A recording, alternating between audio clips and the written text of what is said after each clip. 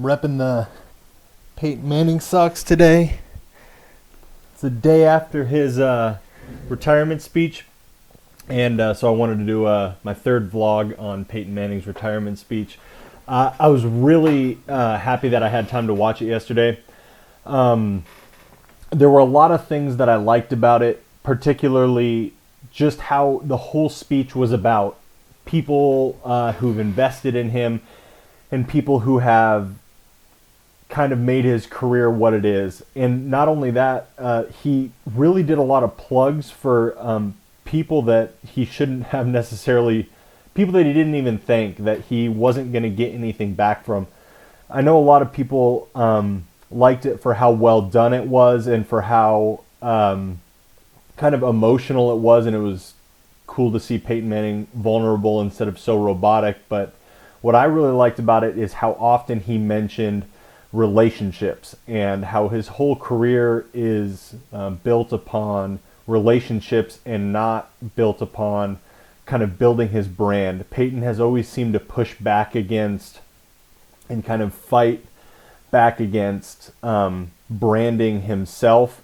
As much as he does endorsements and is in the commercials and on TV, and as much as it seems like he is about himself, I really feel like he does those things for the betterment of the companies themselves. I know that he gets paid, so it gets a little bit kind of wishy-washy and sketchy like that, and that's just my opinion, and that might not be how it is, but I really feel like Peyton is about the relationship, so much so that he is using his platform to elevate others. And when I was listening to his speech, that was the entirety, for me, that was the entirety of his speech, was all of the people in his career that he's built relationships with, whether it's for a couple days. He was talking a lot about when he was injured, and the equipment staff that he worked with, the practice squad guys that he worked with, guys you and I have never heard of, that he's worked with, who had an impact on him, and how he kind of used his retirement speech to elevate them and their careers. And so for me, listening to Peyton Manning, it was a really selfless speech, and that was something that I, like, as I was watching it, I was like, gosh, I really need to talk about this and do a vlog on this, because it was really inspiring to me to see someone use their platform for everybody else. And for me, it's easy to think that that's what I would do if I had a platform like that. A lot of us are like, man, I just wish I had a platform like that to elevate those around me, or to do something really awesome, or so I could give a lot of money to charity. And I would love to think that I could do those things, but whether or not I actually would, I haven't been given that platform yet on that large of a scale. I think it's also silly to neglect the platforms that we all do have in our day-to-day lives. But I was just really taken back by Peyton's ability to make, as scripted as it seemed, there's a lot of genuineness to him elevating the people around him, and not just the big name people that you have to thank and the people who have given him things, but really thanking the people who could never give something back to him. So I really like the relational aspect that Peyton brought to his speech. I also really liked, there were a couple articles that went around about Peyton and how he's a Christian and how he handles Christianity. And what I really liked is, obviously I don't know Peyton Manning personally, but he claims to be a Christian. And what I really liked, that's partially why I really liked him talking about relationships. But I liked that not every other word was thanking God. In fact, I don't think that he did at all. He alluded to the fact that as he was coming to this decision, he had a lot of prayer and time and conversations with, he referred to the man upstairs and his Lord and Savior. But he didn't, the top three people that he thanked, God was not one of those people. And as weird as it sounds, I really appreciated that, because I think that he understands the role that God has played in his life, but I think that he showed his relationship with God through how he identified the relationships that he had with the people. And that's probably one of, as an extrovert myself, one of the things that I love about God. That's probably my favorite part, is that he is a relational God and he's created us to be relational beings. And so seeing Peyton Manning really elevate that, and seeing how there was like this whole Christian undertone of it's all about the relationship, and my career was all about the relationship, and then to see him, who he thanked and who he talked about in his speech in a relational way, I was all for that. And so I don't know if he intentionally did that or not, but for me, the whole speech was about God and about Jesus and who we serve, and who we serve as Christians, and the God that we serve as Christians. For me, I just really felt like Peyton Manning's whole speech was about Jesus and God, and because of the emphasis that he put on relationships, that really alluded to that and spoke to that. And so I loved the speech. I thought it was executed very well. I know that he had it written out, and I'm sure he practiced it and stuff like that, but I thought how he delivered it and how it was conveyed to the people who heard it, whether they knew what they were hearing or not, it was different.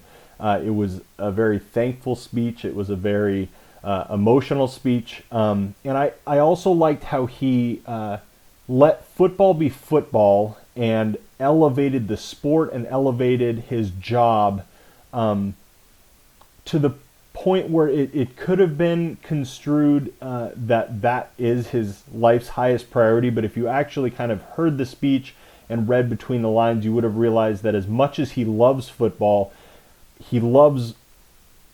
because of the relationships and because of the platform that it brought and because of the things that he was able to do. I think he genuinely likes the sport, but I liked how he was able to separate, I loved playing the sport, and my family and God and other things are over here, and they're definitely higher, but that's not going to take away from how much joy this sport brought me.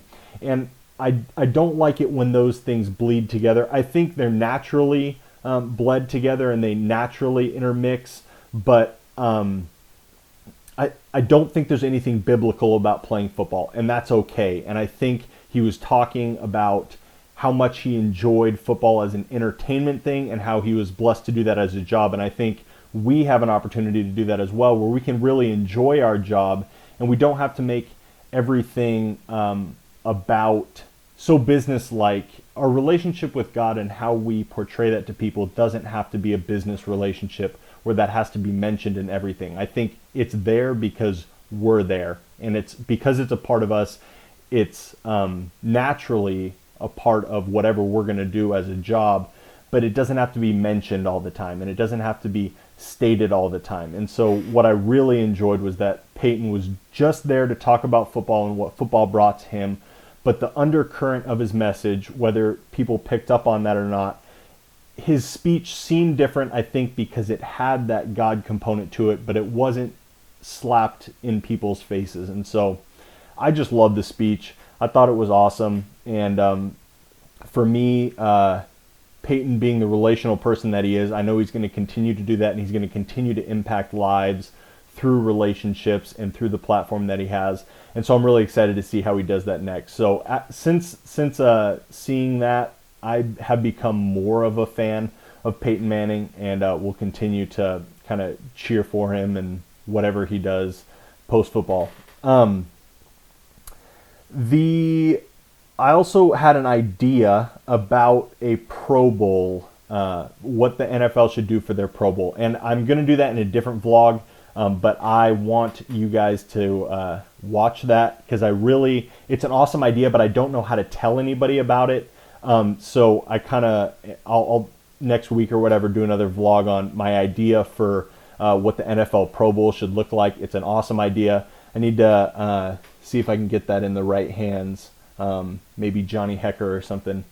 But I wanted to end with this. I always like to ask you guys a question and kind of the stuff that I'm thinking through in my job. It won't always be that, but right now that's kind of on the forefront of my mind. But as I am posting things, doing stuff social media wise for the Grove. I'm curious what you guys like to see and what you guys are interested in, and kind of compels you to click the like button or respond with the different reactions that Facebook has now. If you don't know about those reactions, they are fantastic. You can, there are about 5 or 6 different ways that you can respond. If you're on your phone, you just hold down the like button and a bunch of other options will pop up. And if you're on the computer, you can just hover your mouse over the like button before you click and some emotions will pop up. So you guys should definitely start doing that, those of you who use Facebook frequently. But I'm curious what content the Grove page posts, or what your news feed is filled with on Facebook that compels you to click like or comment or respond or do those sorts of things. And I want to post more of those things, because our philosophy behind our social media at the Grove is to really engage and inspire you throughout the week. And in so doing, it inspires me when I'm finding the content and doing those sorts of things. And so we really want it to not be something where we're asking you to go to a bunch of events and we're asking you to come to church and do all these things. We want you to do that, but we really want to use our platform on social media to give back to you and to find content that you are wanting to engage with, that's going to inspire you when you're having a bad day, or inspire you even more so when you're having a great day. So if you want to comment or engage with me on social media, I'm on a lot of the platforms. Just let me know what you think, what inspires you, and what you like to see on Facebook or Twitter or Instagram or any of those things, so that we can improve our platform and I can just kind of understand you better. So that's the vlog. Again, my next one will be on my idea for the NFL Pro Bowl. It's fantastic. You're going to want to hear it. And I'm also going to want your feedback on that, because I haven't fully thought it out, but I have a basic structure that the NFL should adopt right away. So thanks for watching, and let me know what you think about the content on our social page. Thanks.